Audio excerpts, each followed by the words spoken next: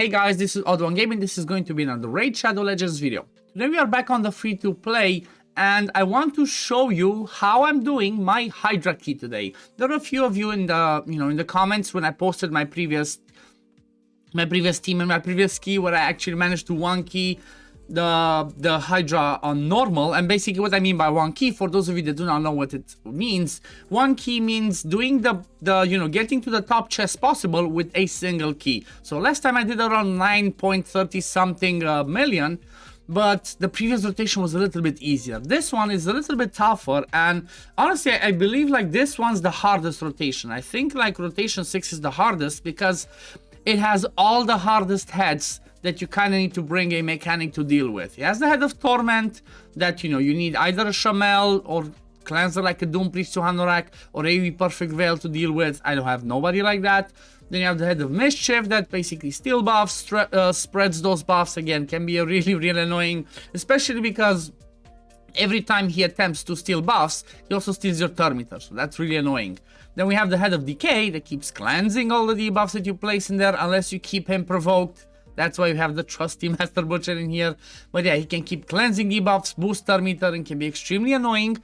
And then we have the head of Wrath that basically, if he hits you hard, if you don't have the decrease attacks, block buffs to, or ways to remove his increase attack, it can be really painful. So I'm gonna show you what's my thinking behind, whatever I'm gonna be doing during this key.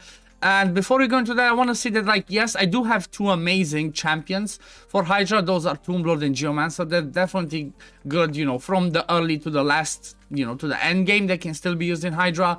Everybody else is like, best in slot that I had or that helps me. I have the Lissandra that brings me the increased speed and turn meter boost that only helps my team, then nothing else. So the Lissandra, for example, you can bring a High Katoon, and arguably High Katoon might even be better because High Katoon, if obviously if you have her at 60, she brings another chance to place decreased speed on the A1. So you lose a little bit on the lead and the turn meter boost, but you gain something else. Then Ronda's just straight up in here for the smacks, nothing too crazy. And obviously Arbiter, she's my reviver, turn meter booster, increase attack.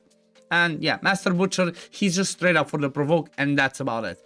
So let's go in there. I'm not going to start on auto because obviously I cannot do it on auto. And the thing that's going to happen is you might see that it might require me to do several attempts, because when you're this early facing Hydra, you want to have the perfect setup for yourself. And you have to understand what every single head does, when they go, and how to counter it. So for example, the first thing that's going to happen is the head of Mischief is going to attack whoever has the most buffs, which in this case, if I only have the increase, the shield, it's going to go for Ronda. So he will always attack Ronda, and then he will spread that unless you remove the shield. So what I'm trying to do is I'm trying to avoid to put all the good buffs now before he gets a turn. So I'm just gonna be targeting the head of Wrath because I think I will be trying to proc him before he gets that increased attack first, as I do not have I do not have block buffs to stop him from getting the increased attack. And the way by doing that, I'm gonna be doing A1s, hopefully place the Brimstone. I didn't place that.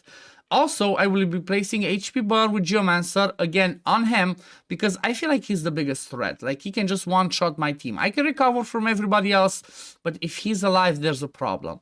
The beauty with Geomancer is not only does he put HP Burn and goes through the Poison Cloud, but he also has the, damage mitigation. His passive brings a 15% damage mitigation. So right now, the way that I would reset is I would try to go with the A1 first and land the provoke. So this is a good start to the run. If this was not happening, I would just restart and go again up until I landed with the A1 because I want to keep that provoke for after he steals the buff. This might not be a good one because he's gonna steal the increased speed right now. So I think this one's gonna be a fail, and I will just have to restart. Now, when it comes to Tombload, I'm gonna be landing obviously decreased defense and decreased attack. What I will do now is I'm gonna do A1 with him. He's gonna get a True Fear. Every time you attack the head of Torment, everybody gets True Fear. And True Fear is the most annoying one because not only does it, if it procs, you lose your turn, but on True Fear, you also lose the cooldown. So if I attempt to do a skill while the True Fear is there, it's gonna straight up be put on cooldown even though it's not cast. So that's really painful. He's gonna start stealing, so this might be a little bit bad, but I'm gonna provoke with the A2. Now what I will do is, he already has the debuffs. I don't have enough accuracy to remove it. I would like to do that, so I'm just gonna A1 with her over here, and you know, hope everything falls into place right. He's gonna steal, he's gonna smack us pretty hard. Everybody's provoked. The problem with his A2 is not only does he do increased attack on himself, but he also provokes everybody for 1 turn. So everybody's just gonna keep doing A1s for a while. Now he spreads, and this is gonna be the problem. But my solution for this one is, obviously RNG willing, is I have Geomancer that on the A2 he can remove all the buffs from a target. If they're under HP burn placed by him, he can steal them. So what I will do now is I'm just gonna throw some poisons. I'm hitting him because he's positive affinity for Tomb Lord, and then poisons are gonna take on him. He's gonna cleanse because, you know, that's what happens. And I'm gonna attempt to steal the increased attack or remove it. Perfect, because if he still has increased attack and hits us, that's extremely painful, and you don't want to deal with. You do not want to deal with the Head of Wrath while he has the increased attack up. So because of that reason, I'm just gonna proc him again. He doesn't have the increased attack yet, so I'm just gonna proc him on purpose. Even though he's gonna come and cleanse, I'm just gonna do the A1. He's gonna smack me again. He's gonna go and cleanse. See, this is what happens. This can be pretty difficult. Now what I will be doing is I would like to put HP burn back on him, but because I will have enough damage from everybody else, I'm just gonna place it on somebody else. Who's my next biggest threat? Well, it's either the Head of Mischief or is the Head of Decay. The Head of Decay still has a while before he comes back to his skills, you know? So I'm just gonna place the HP burn on the Head of Mischief, so every time I get hit by him, he's gonna do damage, okay? So I'm not gonna revive them because he still has the, what's it called? I think it's the Vengeance Mark. Basically, he does 300% more damage. So if I revive right now, everybody's just going to straight up die. So I'm just gonna A1 over here because the counter will not go, and I'm just gonna let him to get a turn. A1 again over here. Just let him take a turn. Boom, and now I can do my revive. So everybody dies, but your reviver should always be the one that's you know, is the tankiest and stays the most alive. And this is like, you know, one of the reasons why I have my Arbiter in a regeneration set, because she's gonna be really important for me to stay alive in every area of the game, because you know what, she's my reviver. She has to do that. Now what I will try is I'm gonna try and focus him down to try and kill him. Still 2 turns till he gets the cleanse, so I'm gonna try and do all the hits, all the debuffs, everything that I can do over here. Let's see, can I A1 provoke the Head of Decay? Not quite there yet, but it's fine, he doesn't have the active skills. I'm gonna place decreased speed on him because, like I said, I want to kill the Head of the Wrath first because he can hit me pretty hard. Now he has the stun because that shield exploded. What I'm gonna do is I'm gonna hit him and he's gonna proc that counterattack, but at least he's not gonna get a turn and he's gonna lose that Vengeance Mark. Boom, he does that. See, yeah, they start dying, but when he gets a turn, he doesn't attack because he's stunned. So every time you remove the shield, this one, the Rotten Ward, that you know, that looks like an egg basically. Every time you remove it from somebody that had it placed by the FDK, that one gets stunned. So that's why this one worked really well. Now the AoE cleanse is going to come, so I'm not gonna be putting my debuffs with Tomb Lord. I'm gonna just try and decrease speed him. Now let's see, can I survive? Okay, my Arbiter survives. I'm gonna boost now because otherwise I think, like, actually, you know what? I think I'm just gonna risk it. He's gonna go and attack my Tomb Lord because he has a buff. I'm just gonna do A1 and hopefully she gets another turn and is not killed, so I can do the revive first with her and then do the increased attack. Let's see, can I do it? Barely. So that was risk, you know, that was a risky call. If I would have died there, I would have just had to reset and, you know, go again. The reason why I did this is, like I said, when she does a revive, if she revives, she gets an extra turn. So I can revive and then straight and go with the A3 where boosts my turn meter, boosts my attack, and I get the HP as well. Now boosting with Lysandra. Yeah, we get hit. He's gonna counterattack. He cannot counterattack there. Now I place the decreased attack and decreased defense AoE. I'm gonna let him get a turn. Actually, you know what? I can hit him because he's not gonna be procced yet. Still got lots of vengeance. He's gonna attack me with increased attack unless I kill him before. Let's see. Maybe I'm getting just almost there. I think it's killed now. Yep. There we go. I killed the Head of Wrath. And now what you would want to do, you'd always try to attack the decapitated head because you're always gonna do the most damage on the ones that's decapitated, you know? Because that's the way it works. I think it takes 200 or 300% extra damage. I mean, look at those heads. Look at those hits. Again, poison straight up there. He's gonna take poisons, he's gonna take poison, so everybody's gonna be taking damage from that. Look at that. Every time you attack that one, you also have Ronda. Like, for example, I have Ronda. You have a chance that Ronda joins you with the attack and does more Giant Slayer, more War Masters.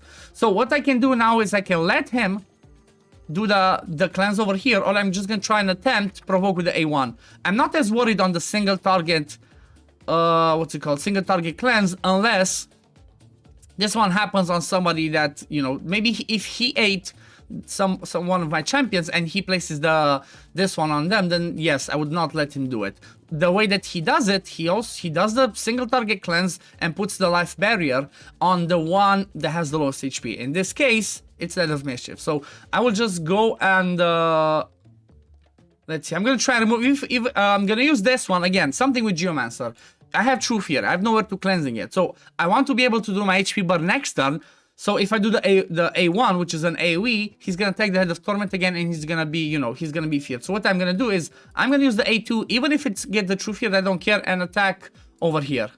Okay, I remove the increased speed and increased attack. If I would have gotten Truth here, I would have not mattered. Again, she's Truth here. I'm just gonna A1 because I don't want to lose the cooldown for this. Okay, I was lucky, didn't proc the Truth here. Again, moving on. So this one's looking pretty good. It's gonna be a little bit of a longer video, guys, but this is Hydra. So, you know, if you're somebody that wants to learn, wants to get better at Hydra, you're gonna want to learn stuff like this. I'm gonna land the decrease speed now on this one, because I don't want him to get a turn pretty fast to the cleanse, so that's the way I can influence it. Just by landing decrease speed, he's gonna take less turns. Okay, let's do this. Now, he doesn't have the provoke yet, so I'm just gonna A1. Okay, sorry, he doesn't have the cleanse. I did get lucky. Now I'm gonna land the HP burn on him because I want to kill Mischief. I want to kill Mischief because he's one of the biggest problems. Especially if he's the one that eats you, and, you know, if I get the, what's it called? If I get the life, him eating me, plus having life barrier, I'm just straight up dead. The run is lost. I'm gonna boost because Arbiter's gonna be eaten soon. Let's see, can I land there? Okay, landing decrease speed here again. Okay, I didn't. I managed to hit the right one. I was not redirected, but I didn't land decrease speed. It's fine. Now, let's hit over here. I'm just trying to avoid hitting the Head of Torment, because if I get Truth here, I cannot use any of my skills. So basically now, the worst thing that can happen happened. The Head of Mischief is the one that ate... Mischief is the one that ate my champion, and it's exactly the same head that has the life barrier on it. I luckily took it off, but now the problem is going to be, will I have enough damage to actually... free up my champion or not? And I think it's gonna be a problem. I think it's gonna be a no. Cleanse happen, big smack is gonna happen. So see, it's hard, guys. It's really hard. I'm just gonna A1 over here. There's nothing else I can do. I'm gonna try an HP burn again to try and get as much damage on him as possible. I'm gonna get some poisons out so I can damage them. I do not want to hit him more to proc that yet, up until I get my Arbiter out. After I get my Arbiter out, then I'm gonna be able to hit. And see, I just wiped. Because of the HP I just wiped, HP burn takes the Head of Rat. So this is the problem that can happen. If you get stuff like that happens, you can just straight up wipe. So, you know, I'm not gonna keep going and keep doing this several times, but what I can do is I can go and run this again, you know, because it's a different rotation compared to the previous video. I can go and do the run again and just come back at the end and show you, okay, this is what I was, you know, this is what I managed to do with this key. So I guess, you know what, see you in a bit, guys. Okay, guys, and I'm back. So it was like 40 minutes since I started the whole video, so I guess it took me another half an hour and a little bit of good RNG to actually get to this point where I managed to get 9.03 million damage, and, you know, the top key is 6.66, so this was pretty good. I'm not gonna be showing everything, because like I said, nobody wants to watch half an hour of just me looking, you know, because I didn't take my face off. Maybe if I took my face off of this while I was clicking and doing the stuff, I could have shown it, or I don't know. If next time you want me to do it, like show, you know, maybe fast forward it, do like 2x speed or something like that, just leave it in the comments below, let me know, and I could make that, you know. I could record my runs even without my face so you can see what I'm doing, what happened, and all that. But you know what? Spending half an hour, even an hour once a week, I'm definitely not going to be upset about this. And you know what? This looks a little bit balanced, like, in case there's gonna be people, you know, that will say like, oh, you did this because of Geo did all of that and all, you know, it's all because of him. Yes, Geo did 3.2 million damage, but it's not all him. Ronda did 2.4 million, Tombler did 1.6 million, Lissandra did 583, you know, 552 from Arbiter, from her War Master, so the damage is a little bit balanced out, and if this was not Geomancer and was somebody else that does AoE HP burn, this could be even better maybe, because especially on this rotation, there's no Head of Blight in the starting rotation, so that makes it easier to just put AoE HP burn, even if it's a hit, and that's, you know, I'm good to go. So for example, I'm definitely keeping this one, but for example, if I had my Crank as a 6-star, okay, still have him in here, if he was my 6-star as an AoE HP burner, he would come in the team. Or if I had, what's his name, did I use him? If I had, what's his name again? Elder Scar, if I had him. So any AoE HP burner that I had ready, I would use in this team. The only tricky thing is, like I said, trying to keep the Head of Wrath controlled, especially. Head of Wrath and Head of Decay. If you have a Provoke for Head of Decay, if you have a Decrease Attack at least for the Head of Wrath, that's good. Obviously, in order to have a better team, I would like to have somebody like an Ugo, for example, for decreased defense block buffs. I would like to have somebody like maybe Jizzo. Like, I'm honestly debating building Jizzo, getting him to 6-star, and he could be my Mischief tank as well.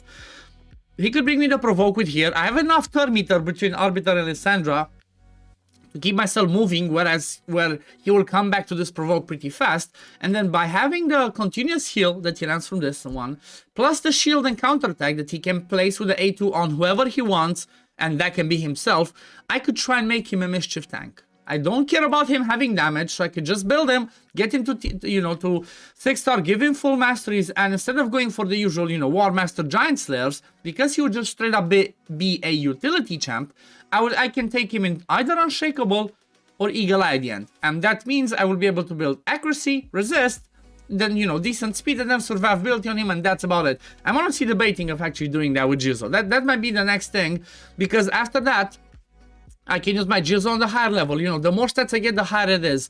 And the reason why that's going to be helpful, sorry, not helpful, easy, is because, let me show you, my Great Hall, obviously I had a lot of Spirit Champions. So, this one's, I have the accuracy already at level 10. The next ones that I'm going to have 10, I think are going to be HP and defense in the Spirit affinity. So, Jizzo being Spirit affinity, same as Master Butcher, is gonna get all these stats. It's gonna be easier to get the stats for him. You know, I feel like just building one champion that's gonna help me, you know, do something consistently weekly, and getting myself, you know, closer to that Mithrala every single week is definitely a good investment. Because after I get Mithrala, well, she's gonna go again in all of my teams with the increased defense, increased attack, you know, clans, everything. She's just gonna be a monster. But yeah, I'm not going to show you all the builds because I have not changed the builds on my champions since last time, and they're all the same. Like, I can quickly go through so you guys can see what I was rocking. So same Two-Lord in regen, same Ronda in lifesteal, same Arbiter in regeneration, Lissandra with the same speed set, not everything maxed, Geomancer with the same lifesteal and perception, and then the last one, Master Butcher, in the same regeneration plus immortal again, not everything maxed. So, you know, it's not the craziest, even though it's like, yeah, I have good champions. It just shows that having the right synergy, you know, between your champions, having the right champions that cover the right roles for Hydra can help you do Hydra. Even though I always say to people, do not prioritize it. If you can do a little bit, you know, with what you have built, to just try and get yourself the you know, that chest in there, even if it's the first chest to grab your Mithrala fragments, just do it. Just throw a team together, use the right mechanics. Even War Masters can be, you know, the right damage. You don't need to have the Geomasters, the Tomb Lords. Just whoever you have, just using that, and it's gonna be worth it. But yeah, this is gonna be it for the video today, guys. If you do enjoy my content, as always, don't forget to like this video and subscribe to the channel to see when I upload next. And I'm gonna see you on the next one. Peace, love, take care, everyone. Bye, guys.